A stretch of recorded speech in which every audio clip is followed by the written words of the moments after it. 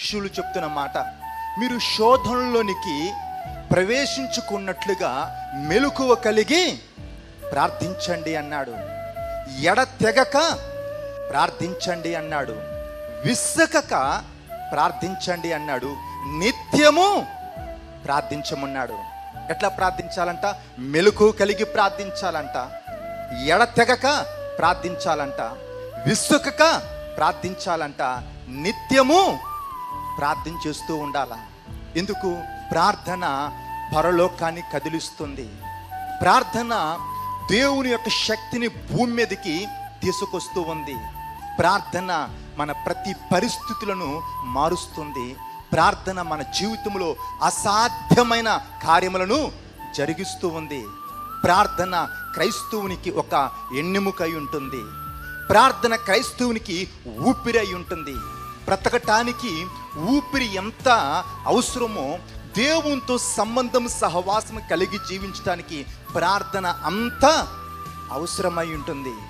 మరి ప్రార్థించకుండా దేవుని చేతుల నుంచి మనం ఏ ఆశీర్వాదాన్ని మనము తీసుకోలేము.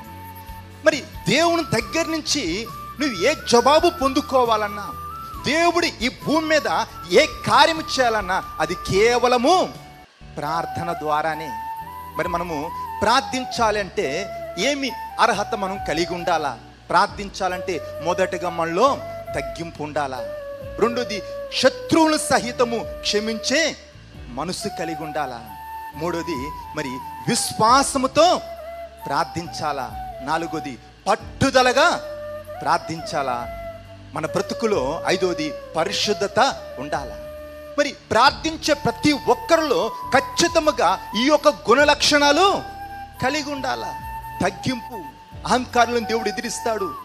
దీనులకు తన కృప అనుగ్రహిస్తాడు. నువ్వు ఎంత భక్తుడు అయినా నీలో తగ్గింపు లేకపోతే నీ ప్రార్థన పరమున వినబడదు. క్షమాపణ, యేసయ్య అన్నాడు, మేము మా రుణస్థులను క్షమించిన ప్రకారము నువ్వు మా రుణములను క్షమించు. నువ్వు ఇతరుల తప్పులను క్షమించలేనట్లయితే దేవుడు నీ తప్పులు క్షమించడు. నువ్వు క్షమించినప్పుడు నువ్వు రెండంతలుగా దీవించబడతావు. ఆ ప్రార్థనలో పట్టుదలగా యాకోబు ఏ విధముగా అయితే మరి దేవుని యొక్క పాదాలు పట్టుకొని పెనుగులాడాడో, నువ్వు నన్ను దీవిస్తే తప్ప నేను నిన్ను విడిచిపెట్టనని చెప్పి దేవునితో ఏ విధంగా అయితే పోరాడాడో ఆ ప్రార్థనలో ఆ యొక్క పట్టుదల కలిగి ఉండాలా. నాలుగోది, ప్రార్థనలో విశ్వాసము. విశ్వాసము లేకుండా దేవునికి ఇష్టలైనటము అసాధ్యము. మరి నీతివంతుడు విశ్వాసం మూలమున జీవిస్తాడు. నీ ప్రార్థనలో విశ్వాసం ఉండాలా. ఫైనల్గా నీ బ్రతుకులో పరిశుద్ధత కలిగి ఉండాలా.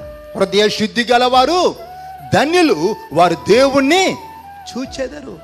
యథార్థవంతులు ఆయన యొక్క ముఖ దర్శనము చేసేదరు. మరి మనం దేవుని స్వరం మనం వినాలి అంటే, ఆయన యొక్క ముఖ దర్శనం మనము చూడాలి అంటే మనలో ఏమి కలిగి ఉండాలంటే మనలో ఆ యొక్క పరిశుద్ధత మనలో కలిగి ఉండాలి.